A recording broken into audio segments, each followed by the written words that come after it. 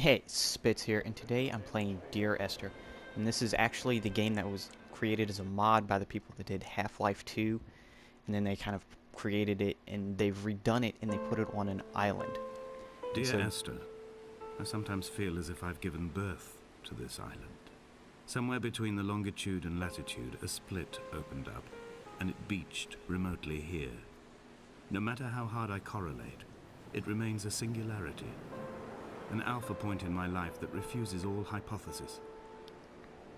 I return each time leaving fresh markers that I hope, in the full glare of my hopelessness, will have blossomed into fresh insight in the interim. like this, which is clearly something for a new molecule. Yeah, and this game, they kind of wanted to redo it, and so they redid it as on its own island. I'm kind of talking over myself here because I'm re-recording this intro, and I apologize that my mic is low in the actual game itself. There was something going on that particular day, so I do apologize in advance for that. Anyhow, I hope you enjoy it. Lots of fishy paint around.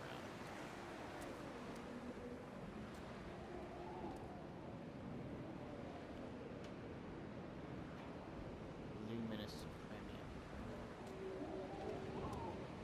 Oh.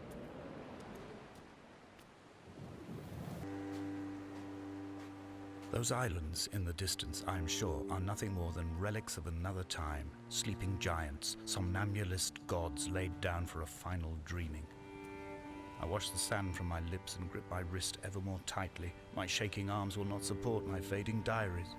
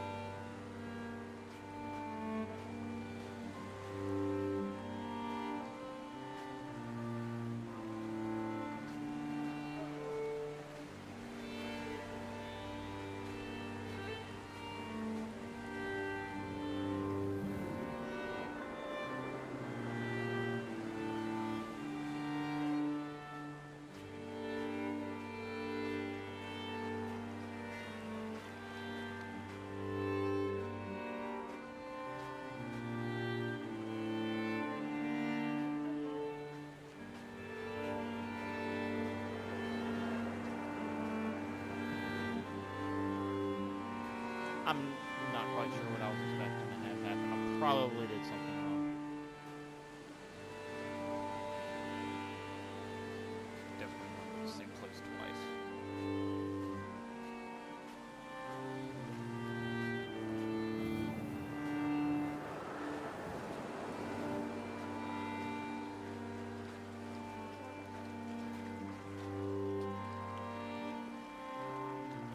I have found the ship's manifest, crumpled and waterlogged under a stash of paint cans. It tells me that along with this present cargo, there was a large quantity of antacid yogurt bound for the European market. It must have washed out to sea. God knows there are no longer gulls or goats here to eat it.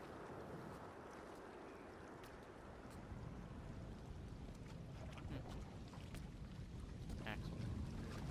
Yes.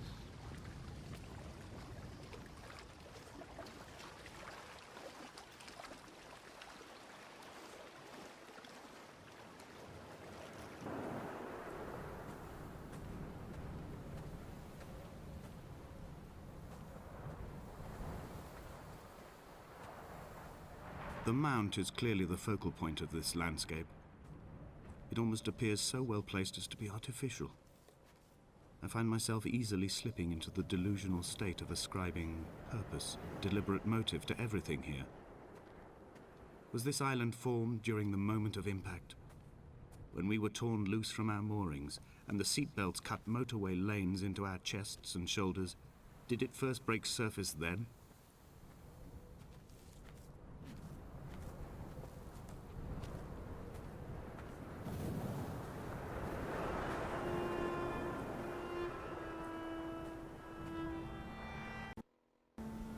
When someone had died or was dying, or was so ill they gave up what little hope they could sacrifice, they cut parallel lines into the cliff, exposing the white chalk beneath. You could see them from the mainland or the fishing boats, and know to send aid or impose a cordon of protection, and wait a generation until whatever pestilence stalked the cliff paths died along with its hosts. My lines are just for this, to keep any would-be rescuers at bay. The infection is not simply of the flesh.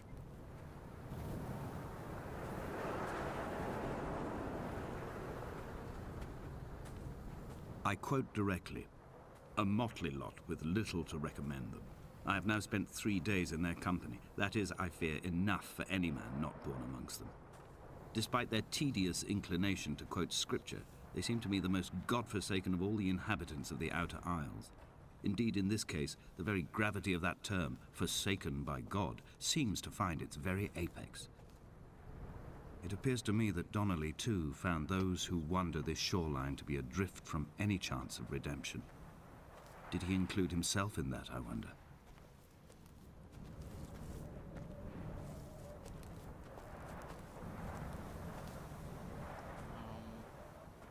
I don't know. That's a pretty good thought. Maybe we should find some more about this guy before we come to conclusions. Seems fair, right? I don't know anything about this guy. Dear Esther, I met Paul. I made my own little pilgrimage. My Damascus, a small semi-detached on the outskirts of Wolverhampton. We drank coffee in his kitchen and tried to connect to one another. Although he knew I hadn't come in search of an apology, reason, or retribution, he still spiraled in panic, thrown high and lucid by his own dented bonnet. Responsibility had made him old. Like us, he'd already passed beyond any conceivable boundary of life. I find myself increasingly unable to find that point where the hermit ends and Paul and I begin. We are woven into a sodden blanket, stuffed into the bottom of a boat to stop the leak and hold back the ocean. My neck aches from staring up at the aerial. It mirrors the dull throb in my gut where I am sure I've begun to form another stone.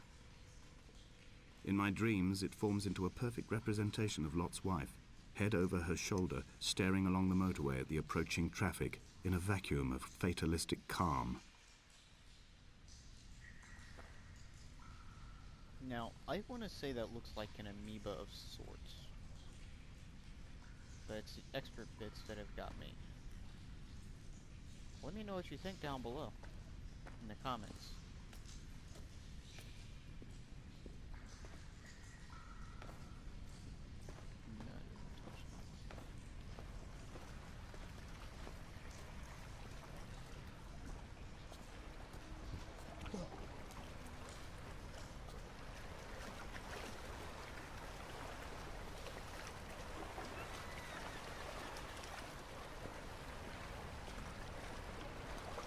Game is oddly relaxing.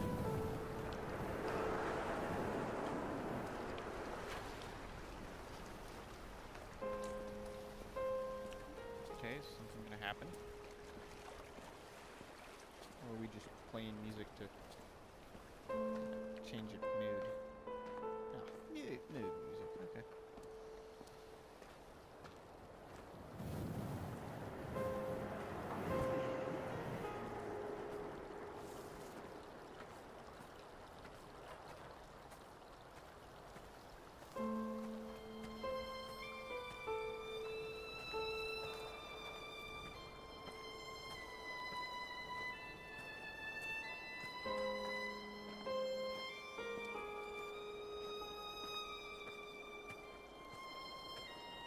The vegetation here has fossilized from the roots up. To think they once grazed animals here, the remnants of occupation being evidence to that. It is all sick to death. The water is too polluted for the fish, the sky is too thin for the birds, and the soil is cut with the bones of hermits and shepherds. I've heard it said that human ashes make great fertilizer, that we could sow a forest from all that is left of your hips and ribcage. with enough left over to thicken the air and repopulate the bay. That's good to know that I'll be useful for something.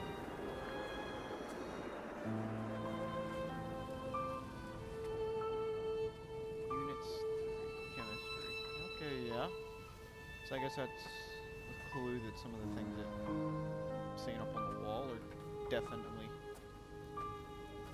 elements, compounds, various constructs of man. I wonder if he was trying to figure out the sickness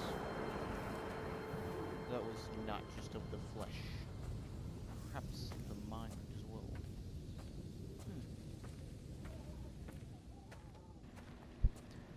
Alrighty, well, I'm actually going to end this one right here. I ended up playing much longer than what I realized. I'm actually really enjoying this. This game is very relaxing. It's more of a story, which I am enjoying, so I'm definitely going to post the rest of it at some point once I get done editing and everything, putting it all together. Thank you for watching. See you next time. Later. Oh, is this the point of no return? 'Tis been fun. Farewell. So long. Have a good time.